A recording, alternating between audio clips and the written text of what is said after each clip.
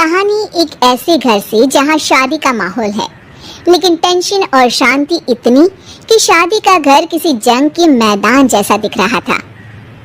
अरे जैसा मर्जी डेकोरेशन कर दो, पैसों की चिंता मत करो। इतना पैसा जब लड़के वालों को दे दिया तो फूल वालों को देने में मुझे क्या दिक्कत है? अरे धीरे बोलो ना, साफ लग रहा है कि फ्रस्ट्रेटेड हो। अरे तुम तो चुप ही रहो। एक बेटी संभाल नहीं पाई।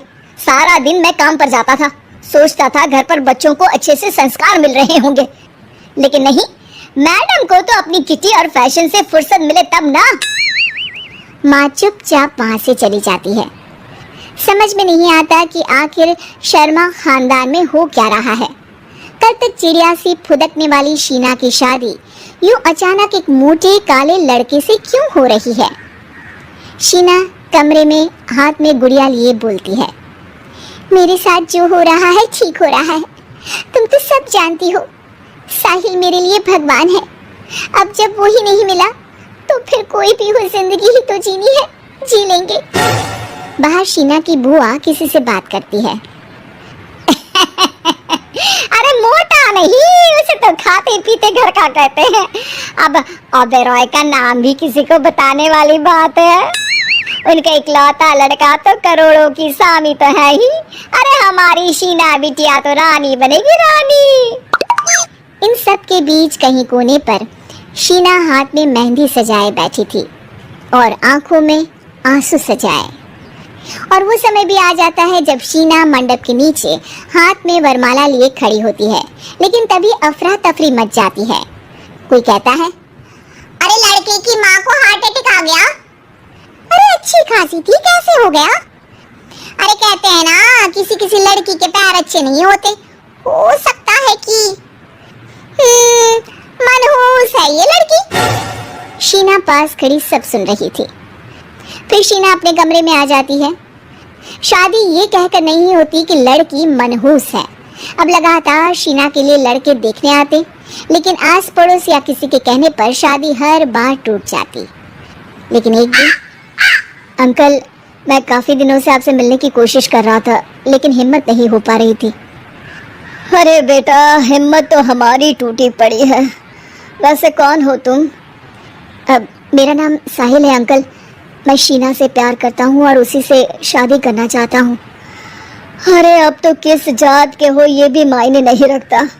बेटा, मेरी बेटी मनहूस है। ये सब कहते हैं कि इसीलिए उसकी शादी नहीं हो पा रही।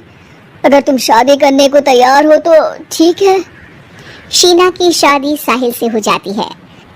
अगले दिन साहिल की माँ का देहांत हो जाता है और एक बार फिर लोग शीना को अपशकुनी कहने लगते हैं।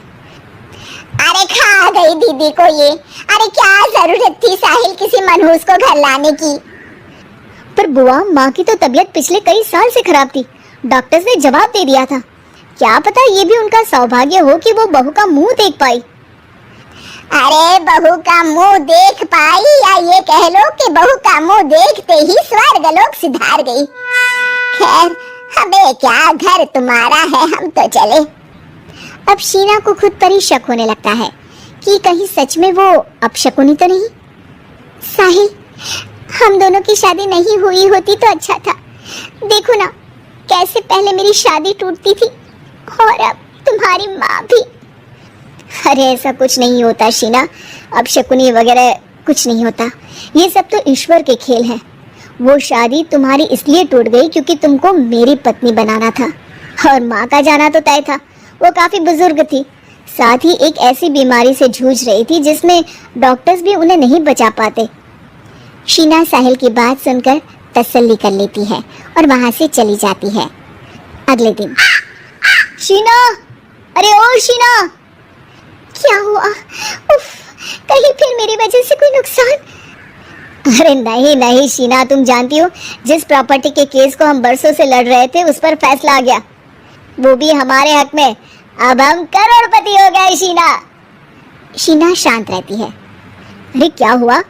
करोड़ पत्नी बनकर तुमको खुशी नहीं हुई? शीना की आंखों में पानी आ जाता है। चलिए जी, कुछ तो अच्छा हुआ मेरी जिंदगी में आकर आपके साथ।